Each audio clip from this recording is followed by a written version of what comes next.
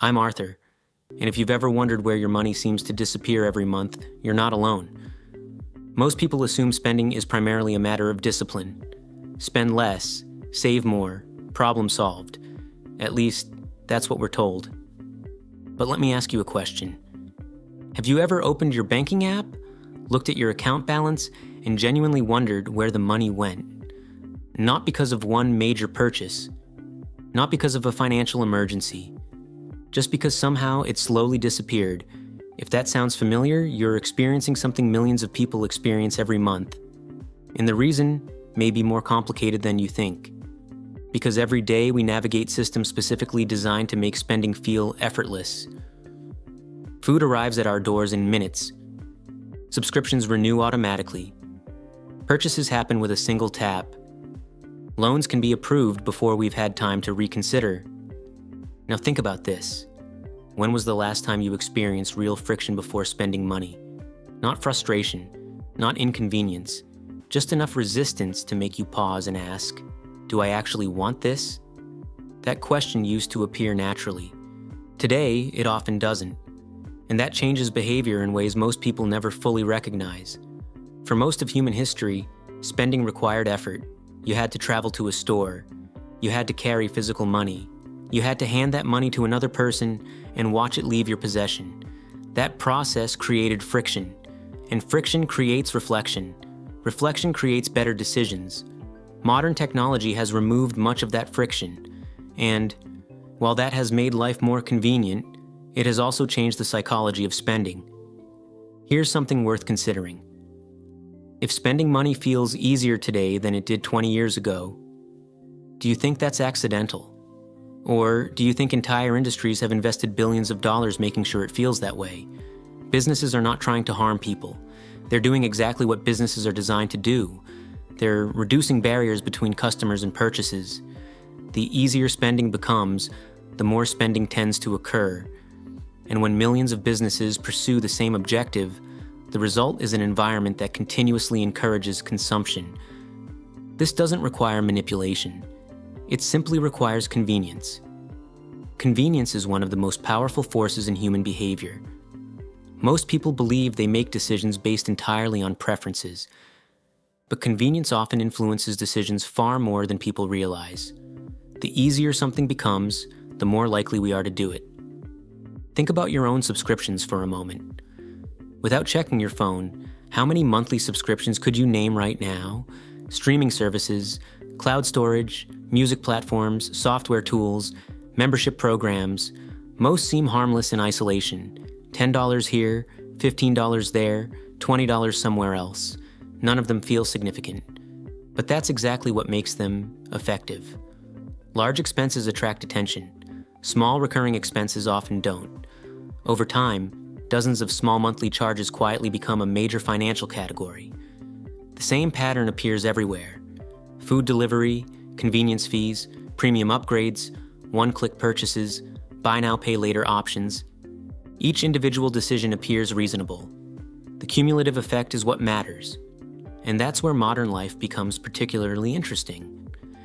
Many systems don't encourage spending by making purchases more attractive. They encourage spending by making purchases easier. There's a difference. One appeals to desire, the other removes resistance. And removing resistance is often more powerful. Consider digital payments.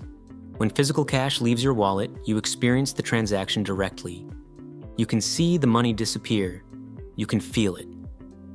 Digital payments create a different experience. The transaction becomes almost invisible. The purchase remains. The psychological discomfort often doesn't. Now ask yourself this. If every purchase you made this month required physical cash, would your spending have been exactly the same? For many people, the answer is probably no, not because they're irresponsible, because behavior changes when friction changes. The same principle applies to social media. Every day, people are exposed to carefully curated lifestyles, new homes, new cars, new vacations, new products, new experiences. Most of these posts aren't advertisements, but they still influence expectations. Comparison has always existed. Modern technology simply places it in our pockets, and comparison often creates spending pressure. not because we need something, because we don't want to feel left behind. Arthur believes one of the most overlooked financial forces is what I call invisible drift. Nobody wakes up intending to spend thousands of dollars unnecessarily. The process happens gradually. One subscription, one upgrade, one convenience purchase, one monthly fee, one impulse buy, then another and another. Years later, people look at their finances and wonder how they arrived there. The answer is rarely one dramatic decision. It's usually hundreds of ordinary decisions. This is why earning more money doesn't automatically solve financial problems. Let me ask you another question. If income alone created wealth, why do so many high-income earners still struggle financially? The answer is surprisingly simple. As income rises, spending often rises alongside it. A better apartment, a newer car, more convenience, more upgrades, more recurring costs. The paycheck grows, the obligations grow, and the gap between them stays remarkably similar. Financial progress depends less on income than most people think, and more on what happens after income arrives. This realization changes the conversation entirely. The question stops being, how can I earn more? And becomes, what happens when I earn more? Because income creates possibilities. But possibilities alone do not create security. Security emerges when resources are directed intentionally, toward savings, toward investments, toward future flexibility, toward resilience. The goal is not to eliminate spending. Spending is part of life. Many purchases genuinely improve quality of life. The goal is awareness, because awareness creates choice, and choice interrupts automatic behavior. Once people recognize the systems influencing their decisions, they begin asking different questions. Do I actually want this? Or is it simply convenient? Will this improve my life? Or am I responding to an impulse? Am I buying value, or am I buying stimulation? These questions create something modern systems often try to eliminate: pause. And pause is powerful. Many of the most important financial decisions happen during those brief moments of reflection. Not during market crashes, not during economic crises, not during major life events, but during ordinary moments repeated hundreds of times over many years. The people who build lasting financial security are rarely the people who simply earn the most.